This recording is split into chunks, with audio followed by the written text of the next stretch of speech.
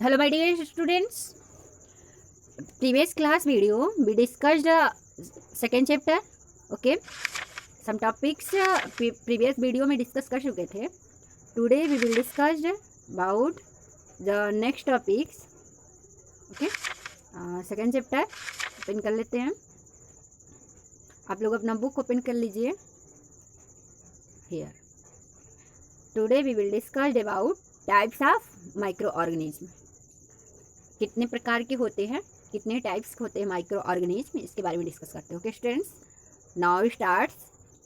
Micro organism are classified into 4 major groups. जो micro organism होते हैं उनको 4 मेजर ग्रुप में क्लासिफाई किया गया है. These groups are bacteria, fungi, protozoa and some algae. जो माइक्रो ऑर्गेनिज्म हैं 4 ग्रुप में डिवाइड किए गए हैं. वो चारों ग्रुप है bacteria, fungi, protozoa and some algae. कुछ एल्गी को रखा गया है जो कि माइक्रो ऑर्गेनिज्म है.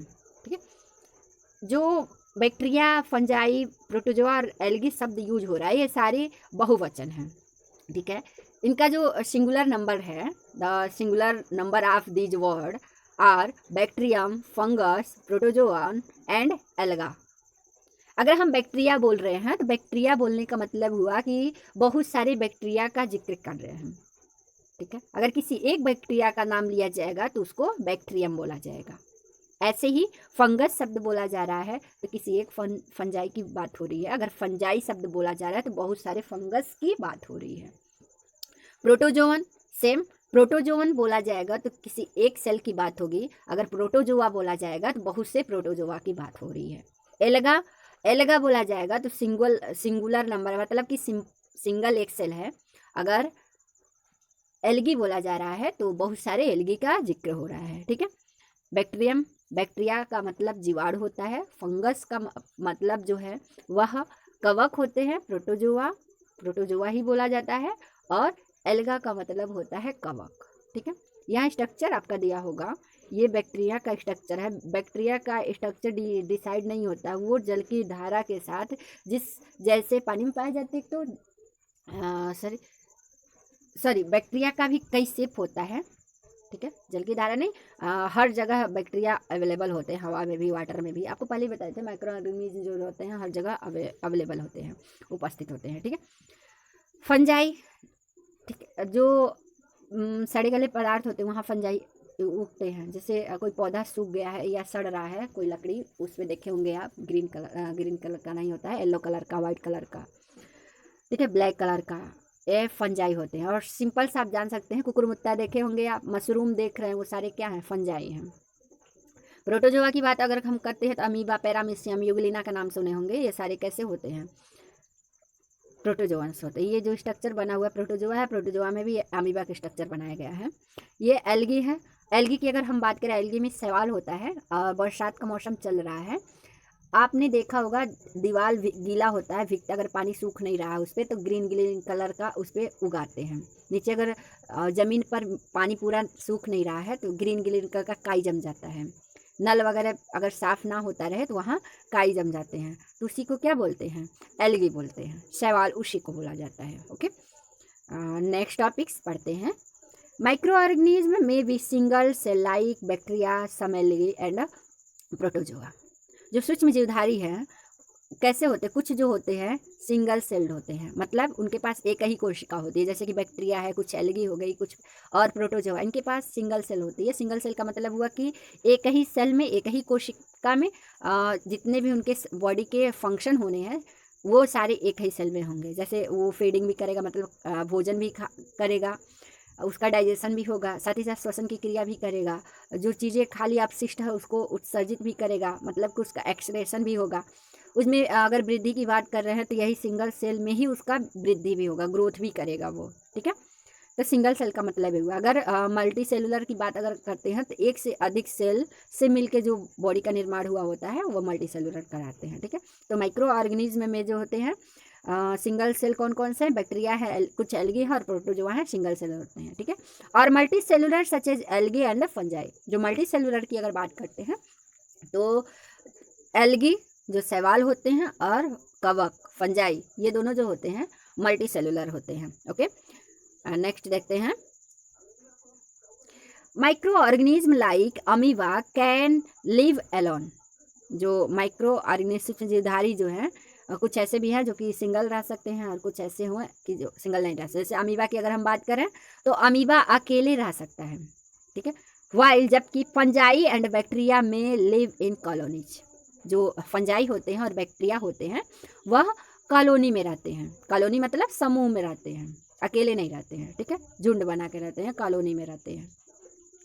Viruses are also micro organism. जो वायरस होते हैं, वायरस में विषाणु होता है, वायरस भी कैसे हैं, माइक्रो ऑर्गेनिज्म है। But they can not be seen through any microscope. लेकिन इनको हम किसी भी माइक्रोस्कोप से, माइक्रोस्कोप का मतलब सूक्ष्मदर्शी होता है, किसी भी सूक्ष्मदर्शी से नहीं देख सकते। किसको? वायरस को। However they can be photograph through an electron सूक्ष्मदर्शी।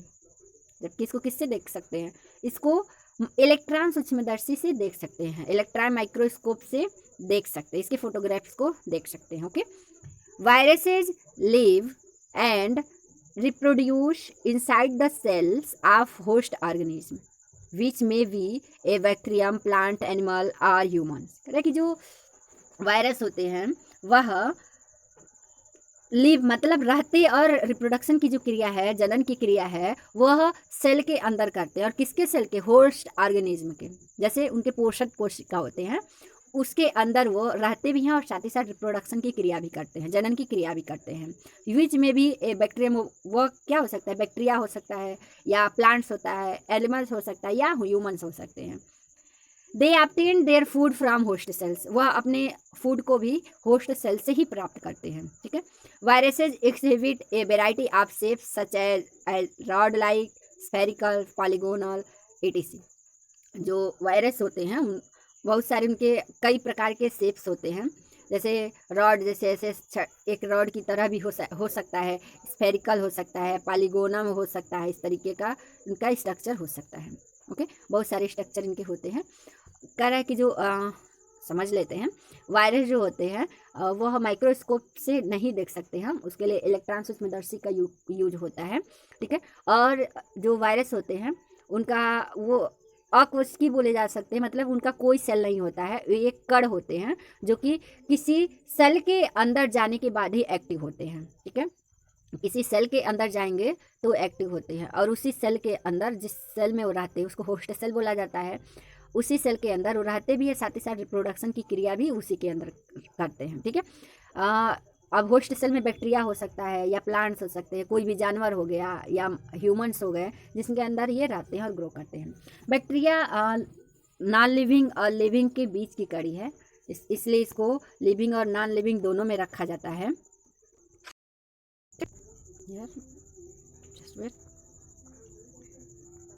ओके, और साथ ही साथ जो होता है ये जो जिस बॉडी में रह रहा होता है उसी से अपना भोजन भी करता है, ठीक है। नॉन लिविंग और लिविंग की मतलब अभी समझा रहे हैं आपको, यहाँ आपका आगे दिया भी है।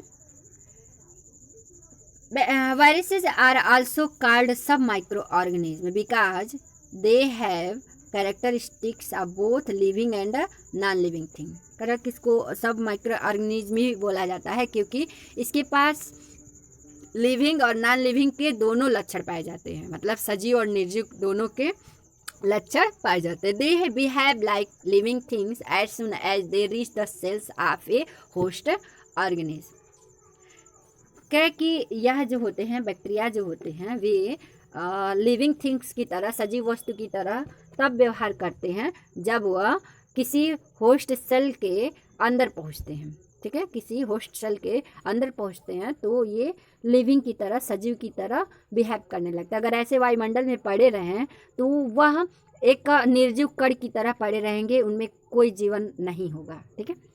When a virus enter a cell of its host it multiplies and a large number of virus particles are produced. तरह कि जब यह वायरस किसी होस्ट सेल में इंटर करते हैं, प्रवेश करते हैं, तो यह मल्टीप्लाई कर जाते हैं, मतलब गुणित हो जाते हैं और लार्ज नंबर में, बहुत से संख्या में वायरस के पार्टिकल्स प्रोड्यूस कर देते हैं, उत्पन्न कर देते हैं, ठीक है। At this stage the host cell brushed and the new virus particles may then enter into the other cells. और इस टाइम क्या होता है कि जब ये किसी होस्ट सेल में जाते हैं, अपने आप को गुणित कर लेते हैं, बहुत संख्या में हो जाते हैं। जैसे ये होस्ट सेल है, इसमें वायरस आ गया, ठीक है, मान लेते हैं एक वायरस है, अभी गुणित करके बहुत सारे वायरस बना लिए, ठीक है। अब ये वायरस क्या करता है कि जब बहुत संख्या में हो जाते हैं तो इसकी दीवार को रप्चर कर देता है, तोड़ के, और यहाँ से बाहर निकल आते हैं, ठीक है। बाहर आके, ठीक, ये सेल खत्म हो गया। अब ये वायरस जो है दूसरे सेल में इंटर कर जाएंगे, ठीक है, ऐसे दूसरे सेल में इंटर कर जाएंगे। फिर वही प्रक्रिया ये लगातार करते रहते हैं, इसीलिए वायरस बहुत ही हानिकारक होते हैं। You cannot see viruses, but you may have felt their effect as the common elements like cold, influenza and most cough are caused by viruses.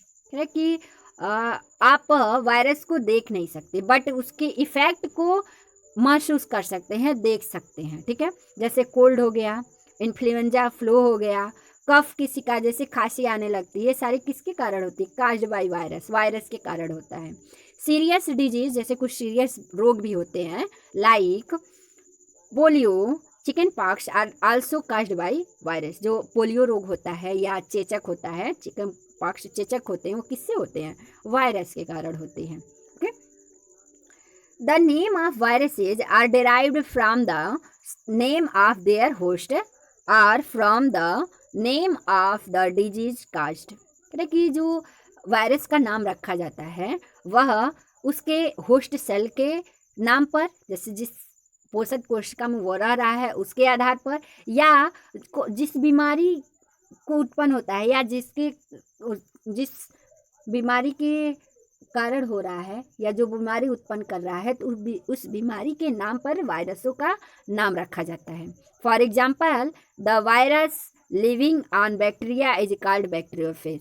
कि जो वायरस बैक्टीरिया पर रहते हैं उसको बैक्टीरियोफेज बोला जाता है। बैक्टीरियोफेज को हिंदी में जीवाणु भोजी बोलते हैं, क्योंकि ये बैक्टीरिया जो होते हैं, ये वायरस जो होते हैं, इस बैक्टीरिया का भक्षण कर जाते हैं। भक्षण का वही कि इस बैक्टीरिया है, यहाँ होस्ट सेल मतलब कि वायरस आएगा, इसमें इंटर करेगा, इसमें बहुत सारे ऐसे बनेंगे और दीवार को रप्चर करेगा, फिर ये बाहर आ जाएगा और इसी को ख़त्म करता है, ठीक है। इसलिए इसको जीवाणु भोजी या बैक्टीरियोफेज बोला जाता है, ठीक है। And virus causing influenza is called influenza virus. कह कि जिस वायरस से इन्फ्लुएंजा रोग होते हैं उसको क्या कहते हैं? इन्फ्लुएंजा वायरस कहते हैं, ठीक है। यहाँ स्ट्रक्चर भी आपका दिया हुआ है, ये इन्फ्लुएंजा वायरस का स्ट्रक्चर है और ये बैक्टीरियोफेज का स्ट्रक्चर है। ये जो बैक्टीरिया है ना, सॉरी ये वायरस है ना, थोड़ा सा छोटा कर देते हैं, ठीक है। वायरस है ना, यहाँ ऐसे बैक्टीरिया से ये अटैच होता है और अटैच होके इसमें ये धीरे धीरे समाप्त हो जाते हैं और ये जो कण है ये इसमें इंटर कर जाता है और फिर अपनी प्रक्रिया शुरू कर देते हैं, ठीक है। ये तो रहे आपके micro organism, types of micro organism के बारे में डिस्कस हो गई। नेक्स्ट वीडियो में हम लोग डिस्कस करेंगे where do micro organism live. Micro organism जो होता है वह कहाँ रहता है, इसके बारे में डिस्कस होगी। ओके, तो आज के लिए बस इतना ही। आप एक बार खुद से पढ़ने की कोशिश कीजिएगा। Okay, thank you.